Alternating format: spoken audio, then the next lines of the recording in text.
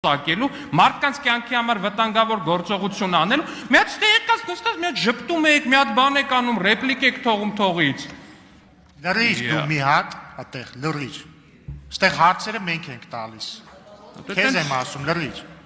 Պարոն Ալեքսանդր, շարունակեք։ Սուս մնա, կարամ ասեմ։ Այնքան բան կարա ասի ու կասի եք արդեն Սուս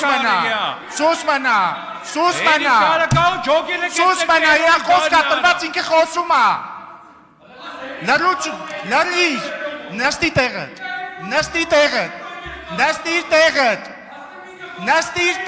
ասում եմ,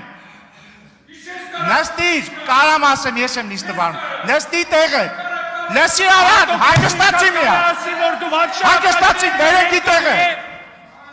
մի երկարացրալ է, նստի տեղդ, ասում եմ,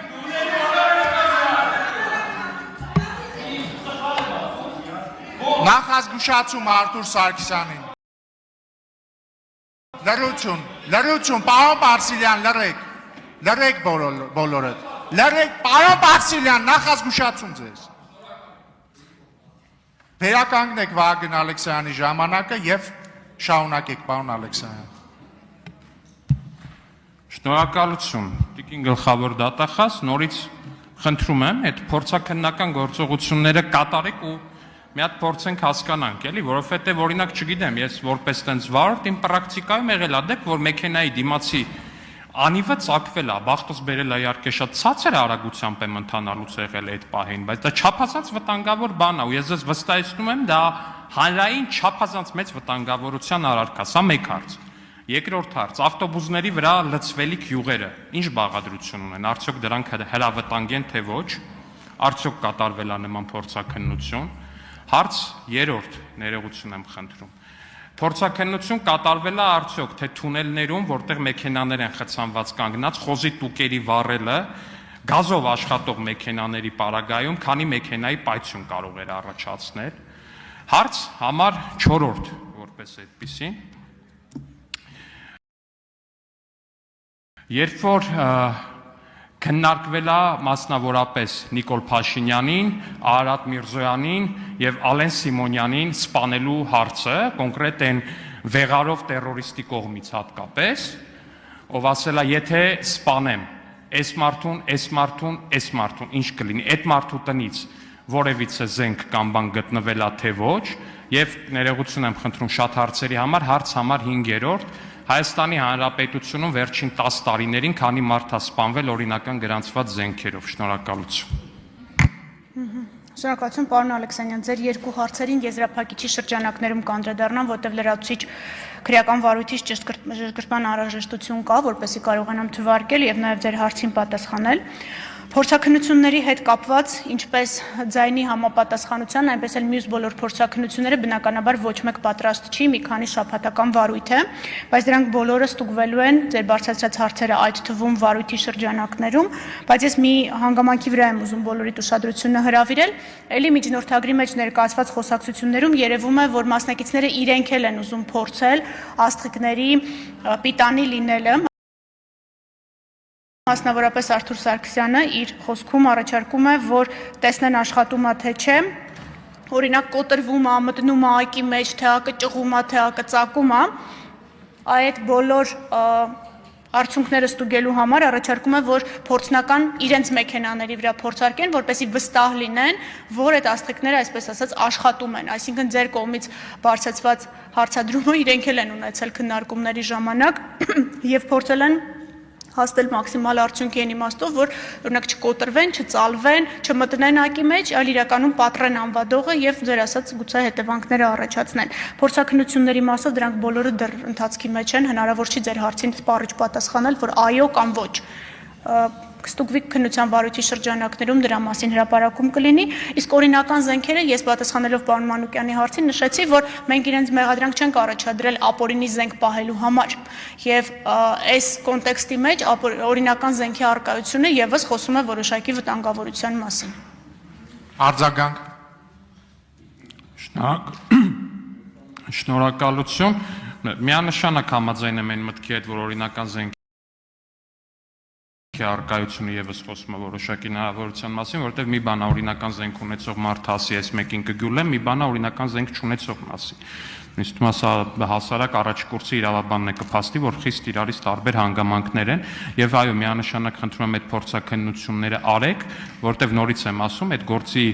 միջնորդագրում, որ ես կարդում եմ, խոսքը չի գնացել կանգնած մեքենաների ակերը, օրինակ, չգիտեմ, դանակով ծակելու, ինչ-որ բանով ծակելու մասին, խոսքը գնացել է փողոցով, մեքենայով շրջելու, փողոցի երթևեկելի հատվածում, գիշերային ժամերի, երբ որ տեսանելիությունը քիչ է, այդ աստղիկները շահ տալու մասին, որպեսի մարդիկ կոնկրետ քշեն մեքենաները ու մեկ էլ հանկարծ դիմացի ակը, ինչպես հենց բանում անշում, ճղվի, ոչ թե ծակվի, որտեղ ծակվելը դանդաղ է օդը դուրս գալիս, ճղվելը շատ արագ է դուրս գալիս, կտրուկ դուրս է գալիս, կարելի ասել օդը, ու միանգամից մեքենան հավասարակշռությունը կորցնում է։ Շատ կարևոր է նաև, ավարտում, շատ կարևոր է նաև ճշտել, արդյոք հրավտանգ են եղել ավտոբուսների վրա լցվելիք յուղերը, թե ոչ։ Շնորհակալություն։ Խոզարկությունների արդյունքում եւ ներկերը եւ շնորհակալություն հարցի համար։ Ես ենթադրում եմ կարող ենք ավելի կոնկրետ ասել, որ դատավարության հետ կապված է ձեր հարցադրումը, որովհետեւ եթե նստած եք նիստերի դահլիճում վստահ եմ հետևել եք, բացարկի հետ կապված դատախազությունը դիրքորոշումը պնդեց, որ բացարկի վերաբերյալ հարցերը քննարկելուց հետո նոր դատախազությունը հանդես կգա միջնորդությամբ։ Պաշտպանական կողմը պնդեց,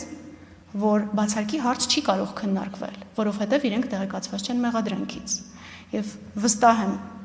հիշում եք, որ դատարանը որոշում կայացրեց հաջորդ դատական նիստին անդրադառնալ այն հարցին, թե սկզբից բացարկների հարցն է քննարկելու, հետո դատախազության միջնորդությունը, թե ոչ։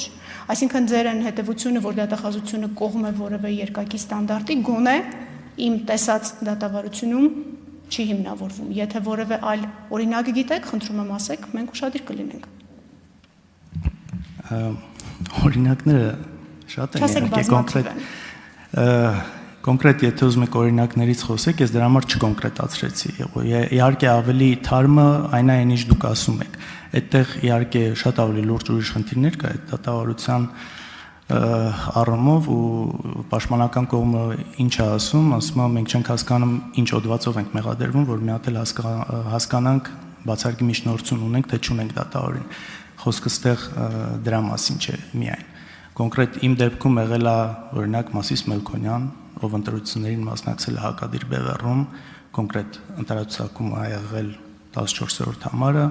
կոնկրետ կուսակցության, որը մեր հակադիր բևեռում էր ու սրա հետ կապված դատախազությունը ոչ մի խնդիր չի տեսել, պաշտպանական կողմի ներկայացված բացարկները ոչ մի ազդեցություն չեն ունեցել, դե մակագրումներ հատուկ ամեն կերպ արվել է նույն մարդուն, բայց ես ընդհանուր դիրքորոշում եմ ուզում հասկանալ, որտեղ վաղը մյուս օր էլ կարող է օրինակ մեր գործընկերներից մեկը դատավոր դառնա, արդյոք դատախազությունը նորմալ է համարելու, երբ որ ինչ որ գործով մյուս կողմում գտնվող մարդկանց հետ կապված գործերում իրենք հանդիսանան որպես դատարան։ Խոսքը ավելի խնդրում եմ ընդհանուր։ Շատ լավ։ Պատասխանը արձագանքեք, այո։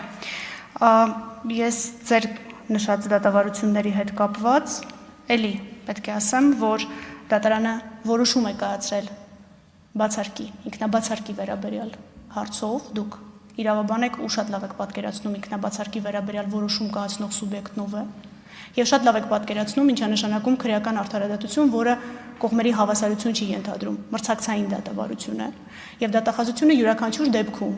երբ դատական ակտի անվերապահ բեկանման հիմքեր կարող են լինել, իսկ տվյալ դեպքում դատավորի սուբյեկտայնությունը անվերապահ բեկանման հիմքերից մեկն է, շատ աչալուրջ է, որովհետև հետագայում մեղադրանքը կարող է լուրջ ռիսկի ենթարկվել։ Այնպես որ